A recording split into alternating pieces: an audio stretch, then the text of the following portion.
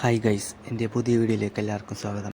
നമ്മുടെ സ്വന്തം മോളിവുഡിൽ ഈ വർഷം കുറേ സിനിമകൾ ഇറങ്ങിയിട്ടുണ്ടെങ്കിലും ഗൈസ്, അപ്പോഴാണ് എൻ്റെ കണ്ണിൽ ഒരു സിനിമ പെട്ടത്. മനു സി കുമാർ എന്ന ഡയറക്ടർ നമ്മുടെ മലയാള സിനിമയ്ക്ക് വേണ്ടി സമ്മാനിച്ച സിനിമയാണ് ഗൈസ്. അതെ, അത് തന്നെ, ശേഷം മൈക്കിൾ ഫാത്തിമ. നമ്മുടെ കല്യാണി പ്രിയദർശൻ കേന്ദ്ര കഥാപാത്രമായി അഭിനയിച്ച് വെറുപ്പിച്ച സിനിമയാണ് ഈ സിനിമ ഗൈസ്.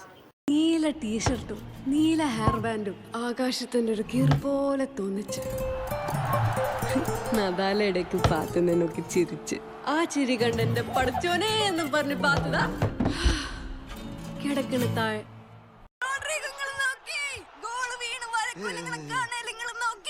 അമരീഷ് പുരിയുടെ കൊള്ള സംഘം, ലൈറ്റൊക്കെ മിന്നണ കൊള്ള സംഘം, മുണ്ടാൻ പറ്റാത്ത കൊള്ള സംഘം, വെടിവെച്ച് കളിക്കണ കൊള്ള സംഘം.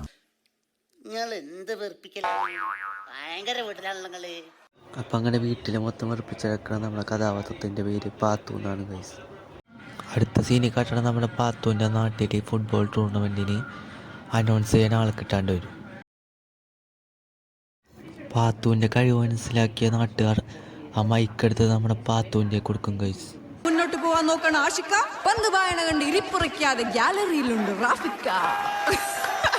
അതാ വമ്പന്മാര് കൊമ്പ് കുലുക്കി പായണ പോലെ സൂപ്പർ സ്റ്റുഡിയോ പായണ വീണ്ടും ഇവളുടെ ഈ പറച്ചിലിട്ട് അവിടെ വന്നവരൊക്കെ ഹെഡ്സെറ്റ് എടുത്ത് ചെവിട്ടിൽ വെച്ചിട്ടുണ്ടാവും. അങ്ങനെ സ്വന്തം മോളെ ഇങ്ങനെ കയറി വിട്ടാൽ ശരിയാവില്ലെന്നും പറഞ്ഞ് നമ്മുടെ പാത്തുവിൻ്റെ അച്ഛൻ പാത്തുവിനെ പിടിച്ച് കെട്ടിക്കാൻ നോക്കുന്നു. അങ്ങനെ പാത്തുവിന് പെണ്ണ് കാണാൻ വന്ന ആ ചെക്കനെ പാത്തു സംസാരത്തിലൂടെ വെറുപ്പിച്ചിട്ടിട്ട് ആ കല്യാണത്തിൽ നിന്ന് നൈസായിട്ട് സ്കൂട്ടാവും ഗൈസ്. അങ്ങനെ അടുത്ത സീനിൽ നമ്മുടെ പാത്തു നേരെ കൊച്ചിയിലോട്ട് വണ്ടി കയറും. എന്തിനാണെന്നല്ല, നമ്മുടെ പാത്തുവിന് ഒരു കമൻറ്ററാവണമെന്നാണ് ഗൈസ് ആഗ്രഹം. അങ്ങനെ ഇതിൻ്റെ സെലക്ഷൻ നടത്തുന്ന ഇൻ്റർവ്യൂവിന് നമ്മുടെ പാത്തു പോകും ഗൈസ്. അങ്ങനെ അവിടെ വെച്ചിട്ടുള്ള നമ്മുടെ പാത്തുവിൻ്റെ പ്രകടനം നിങ്ങൾക്ക് കാണണ്ടേ. തീ തുപ്പുന്ന ഫ്രീ കിക്ക് കൊണ്ട് ഗോൾ വലകൾ തുളയ്ക്കുന്ന കൊടുങ്കാറ്റാണ് അയാൾ. അതേ കൊടുങ്കാറ്റാണ് ഫ്രാൻസിനെതിരെ ഫ്രീ കിക്ക് എടുക്കാൻ എത്തുന്നത്. ആ ബോൾ ഗ്രൗണ്ടിലേക്ക് വെക്കുന്നത് നോക്ക്.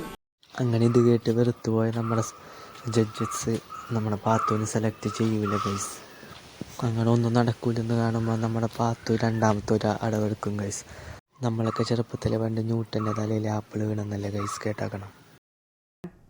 ആ ബോൾ അങ്ങോട്ട് കറങ്ങി പോകുമ്പോൾ അതിന്റെ ഒരു സൈഡ് ലെയർ അത് കറങ്ങുന്നതിനനുസരിച്ച് എതിരെ വരും. That creates a high pressure space. Opposite side ലെയറോ അത് ബോൾ കറങ്ങുന്ന അതേ ഡയറക്ഷനിൽ തന്നെ തിരിയും. That creates a low pressure space. അതുകൊണ്ടാണ് ആ ബോൾ മഴവെയിൽ പോലെ ബെൻഡാവുന്നത്. It's called a Magnus effect. ഇതും കണ്ടുപിടിച്ച ന്യൂട്ടൻ തന്നെ. അങ്ങനെ നമ്മുടെ പാത്തു ഇതൊക്കെ ന്യൂട്ടൻ്റെ തലയിലിട്ട് ആ മണ്ടന്മാരൊക്കെ പറ്റിക്കും ഗൈസ്. ഇതൊക്കെ കേട്ട് നമ്മുടെ പാത്തുവിനെ അവർ സെലക്ട് ആക്കും ഗൈസ്.